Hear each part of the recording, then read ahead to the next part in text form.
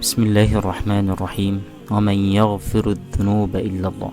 كلنا بنغلط وكلنا بنضعف، بس في لحظة الندم تفتكر الآية دي، ومن يغفر الذنوب إلا الله. آية على شكل سؤال، بس الجملة هنا مش استفهامية، جملة استنكارية. معناها إن محدش هيغفر الذنوب إلا الله. مفيش مخلوق على وجه الأرض يقدر يمسح الماضي غير اللي خلقك. مهما عملت، لو رجعت بصدق ربنا هيغفر، مش لأنه محتاجك، لأ، لكن لأنه بيحب عباده لما يرجعوا.